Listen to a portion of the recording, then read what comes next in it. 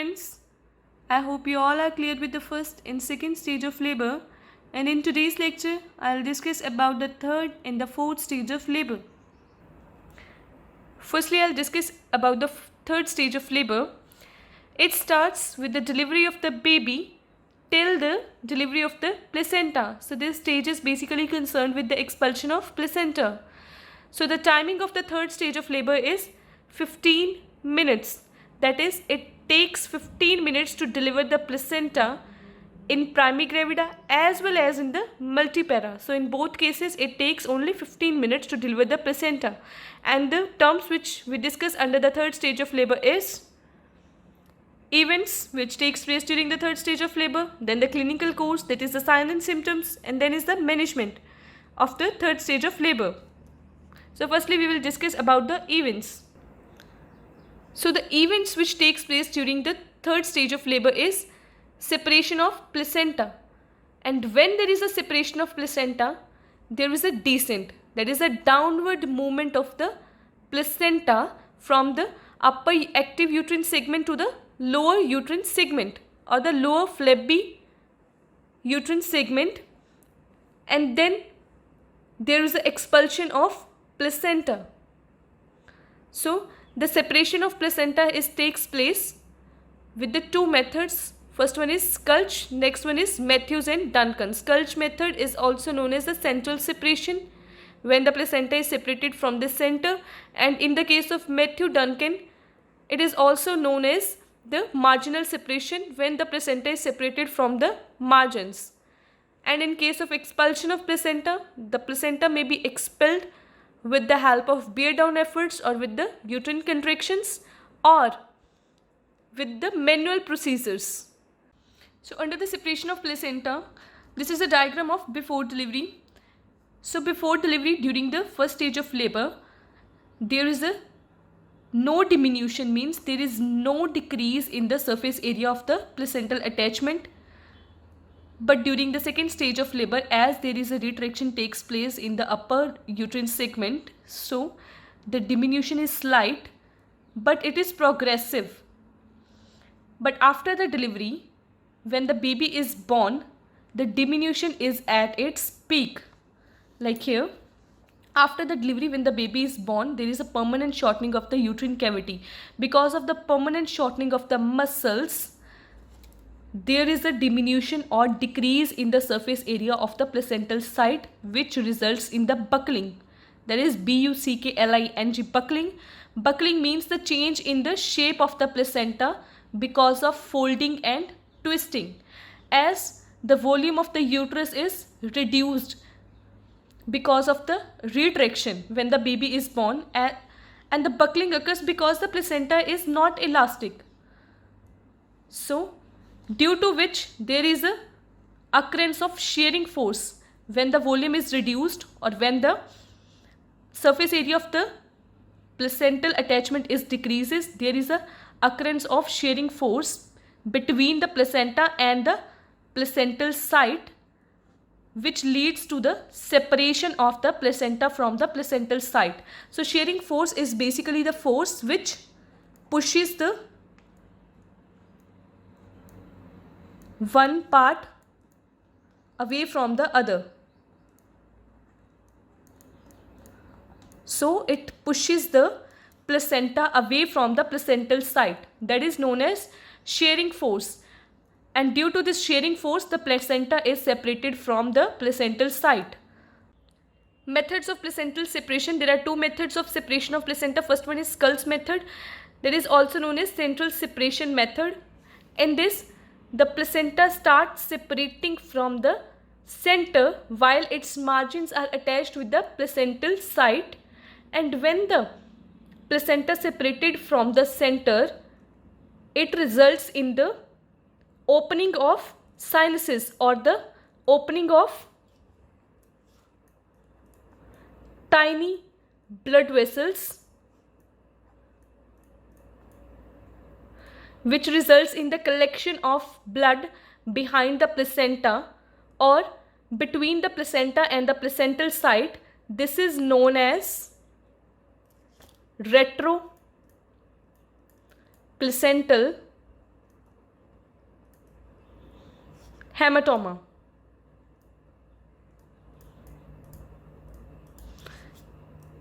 So this is a retroplacental hematoma.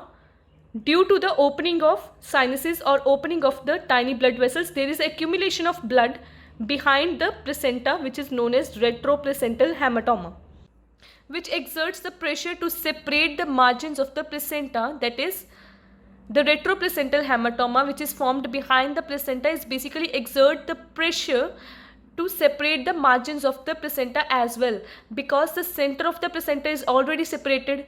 So that's the first method of placental separation, that is the SCULT or the central separation method.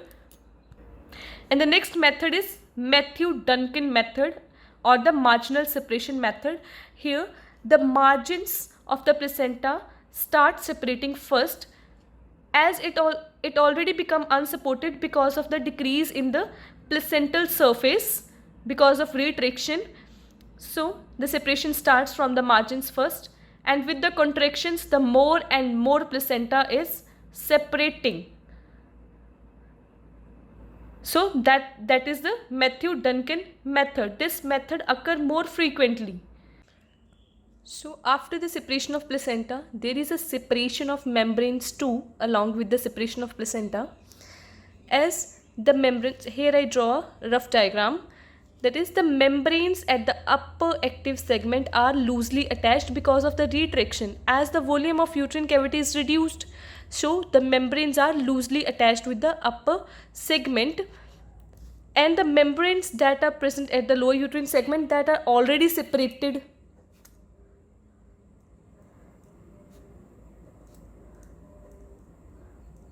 So these are already separated during the dilatation of cervix. So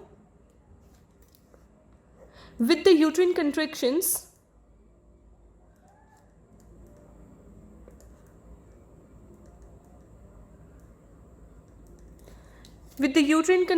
or with the weight of placenta,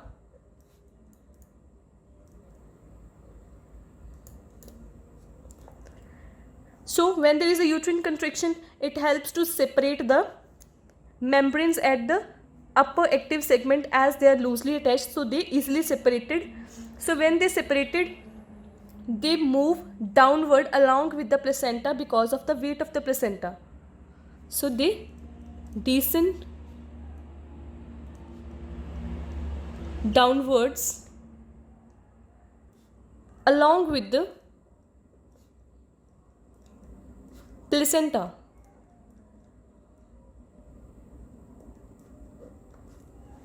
So there is at the end there is the expulsion of placenta and the membranes. Next I discuss one term, that is hemostasis or the mechanism of control of bleeding. So under this, here in the diagram, after the delivery of the placenta, there are open tiny blood vessels or the arterioles present in the uterus, like here. This is a torn blood vessel, so around which the muscle fibers are arranged in a interlacing manner. That is, the uterine muscle fibers are arranged like this. So to prevent the blood spilling out from the tiny blood vessels, retraction occurs, that is the permanent shortening of the muscle fibers of the uterus. So here is a diagram.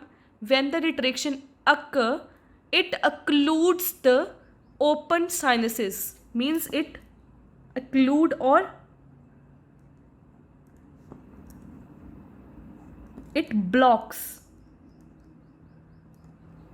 means it puts pressure. When there is a shortening of muscle fibers, it completely occlude the opening of the tiny blood vessels. So with this, or with the help of retraction, the bleeding is controlled.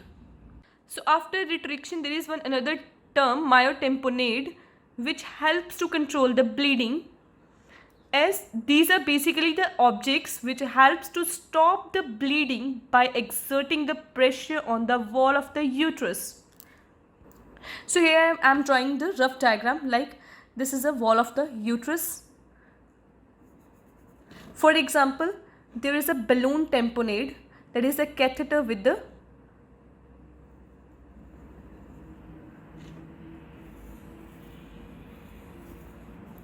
balloon. So this exerts the pressure on the wall of the uterus, which helps to compress the open sinuses or the open tiny blood vessels of the uterus. So after the delivery of the placenta, normally the hemostasis occurs with the help of retraction or with the normal mechanism. But in the case of PPH, like in the case of postpartum hemorrhage, when the bleeding is not controlled, then there is a use of myotamponade, basically in the case of PPH. So after the separation of placenta, there is a descent. Descent means the downward movement of the placenta and the membrane. So when the placenta is separated with the help of uterine contractions and retractions, placenta comes down to the flabby lower uterine segment. Flabby means soft and the fleshy. So when the placenta comes downward, the membranes along with the placenta comes above the vagina. So after the descent, there is expulsion of placenta and the membranes. So the placenta is expelled with the help of bear down efforts and the uterine contractions, or with the manual procedures. So after discussing the events, next I'll go with the clinical course or the sign and symptoms which occurs during the third stage of labor.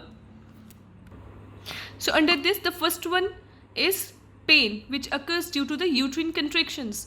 So after the birth of the baby, when there is a starting of third stage of labor, there is no pain for the shorter period of time, but when again the contraction occurs in order to expel the membranes and the placenta, then again pain start occurring. So after this, next clinical course we will discuss under two headings. First one is before separation of placenta and next one is after the separation of placenta. So in case of before separation of placenta, for abdominal means in case of abdominal examination, the uterus feels like discoid in shape, or the uterus become discoid in shape means disc-like, like this. So next, the uterus become firm means uterus become hard due to the retraction means the permanent shortening of the muscle fibers, the uterus become hard. And next one is non-ballotable means not palpable, as it does not bounces back and forth, so it is not palpable. Next is the fundal height. Here I just draw the rough diagrams. So the fundal height comes just below the umbilicus. So it comes below the umbilicus. Here is the umbilicus. So it comes below the umbilicus. So in case of after separation of placenta, for abdominal examination, the uterus feels or the uterus becomes globular in shape. Globular means it becomes globe-like or ball shape, and it remains firm even in the before separation of placenta, and in after separation of placenta it remains hard. And next is ballotable. So after separation, the uterus become ballotable means it become palpable. And next is the fundal height slightly raised because the separated placenta lies in the lower uterine segment, and the contracted uterus due to retraction, the contracted uterus just lie on the top of the separated placenta. So the fundal height is raised, slightly raised. So after this, in case of vagina, when we are doing vaginal examination, in case of before separation, so the before the separation of placenta, the blood trickling means the blood comes out slowly and less. So the volume of blood is quite less, and the length of the umbilical cord is visible from the vulva. So in case of vagina, the gush of blood means there is a bleeding occurs and the volume of blood is high after the separation of placenta, and here the umbilical cord is become outside the vulva. Here just the length of the umbilical cord is visible from outside the vulva, and here the umbilical cord is become outside the vulva, and even when the contraction passes off, the length of the umbilical cord is not reduced. The next clinical course is the expulsion of placenta and the membranes. So the membranes in the placenta is expelled maybe due to the Beardon efforts or due to the manipulative or the manual procedures.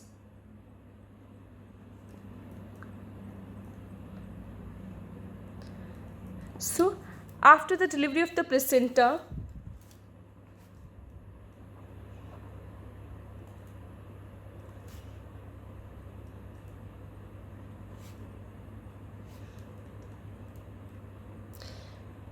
there is a slight to moderate bleeding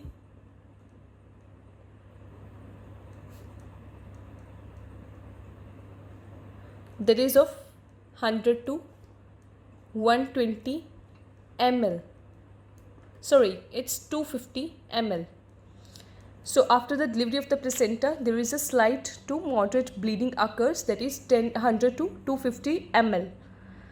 So the next clinical course is maternal signs. So there may be chills or occasional shivering,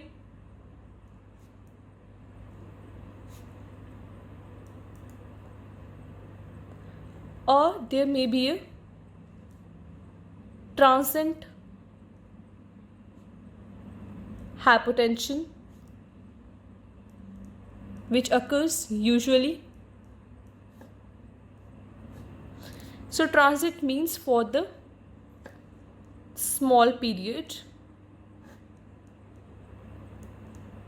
means the hypotension occurs for just a shorter period of time during the third stage of labor. So that's all about the clinical course or the signs and symptoms which occurs during the third stage of labor. So after the events and the clinical course, now I'll move towards the management during the third stage of the labor. Management is divided into two parts: expectant management and the active management. Expectant management is also known as watchful waiting, means allowing some time before giving the active treatment, or the active treatment means there is no any allowing of time, directly giving the active treatment. So under the expectant management, when the delivery of the baby occurs, that is after the delivery,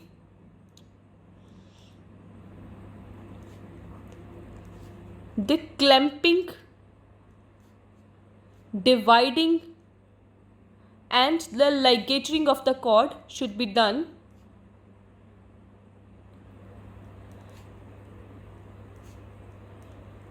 So the clamping of the cord should be done 3 or 4 centimeter away from the belly of the baby, and the another clamping should be done near the placenta, and divide the both things, and then there will be a cutting of cord and ligatoring should be done.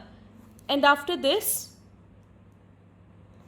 wait for some time for the spontaneous separation, means there is a separation of placenta by its own. So during that time, massage the fundus because it helps in the contraction of the uterus, or catheterize the bladder if needed, and wait for the spontaneous separation of placenta. And then after some time, when the placenta is separated, then again wait for the spontaneous expulsion of placenta, means expulsion of placenta by its own without any assistance.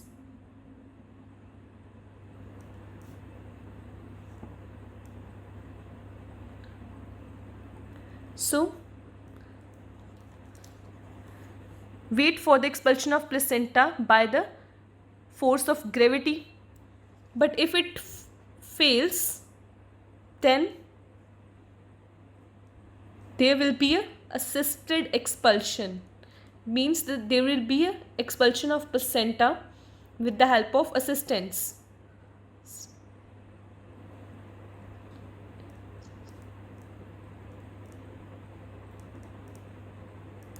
So while in the case of active management, the drugs should be given immediately or within the 1 minute of delivery.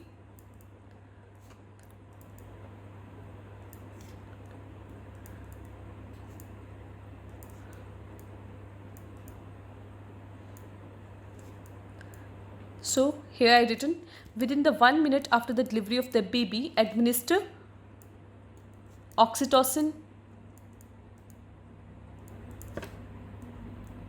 the dose of 10 units, and the route, that is IM, which is preferred. So this drug is given so that it helps to reduce the timing of the third stage of labor, and it also helps to prevent the bleeding. So then clamping, dividing or ligatoring of the cord should be done, and after which, during the first uterine contraction,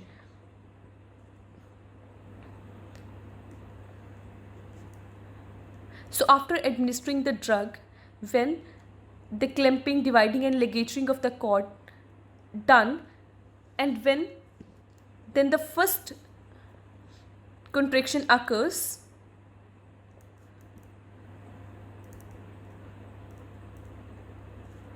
control cord traction should be done, that is CCT, which is known as control cord traction, means slight pushing of the umbilical cord during the contraction. So the pulling of the umbilical cord should not be done during the relaxation period. So if it fails, means with the control cord traction, if the placenta do not come out, then repeat the procedure after 2 to 3 minutes, and if it again fails, then wait for 10 minutes and repeat the procedure.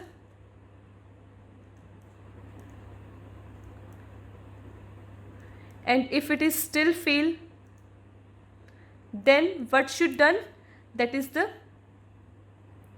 manual removal of placenta. In case of manual removal, one hand should be administered in the uterine cavity along with the cord, so that is known as manual removal. So with the help of hand, there will be a separation of placenta with a sliding movement in between the placenta and placental side. So with the help of the manual removal, the placenta should be removed. At last, there will be massaging of the uterus or administration of drugs, that is oxytocin 5 to 10 units IV or IM, or methergine,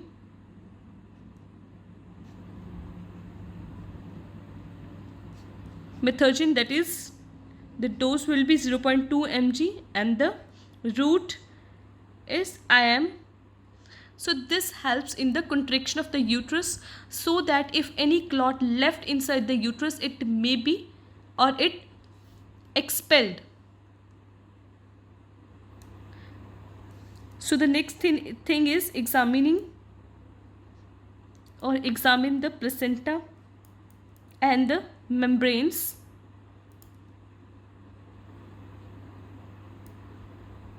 And another thing is examine vagina, vulva and perineum.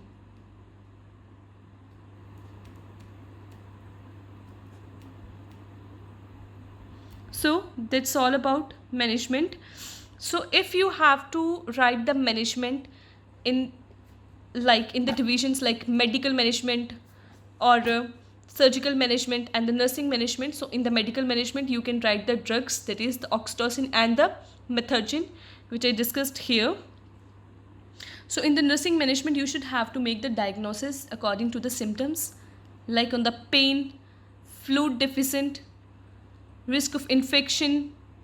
So these kind of diagnosis you can frame.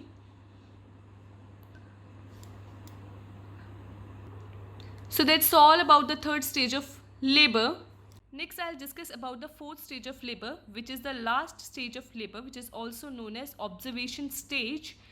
So it starts from the birth of the placenta till 1 hour.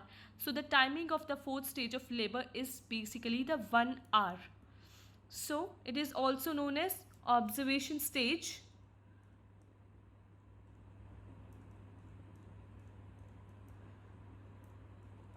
So the activities which is done during the fourth stage of labor, first is the feel of uterus through the abdomen.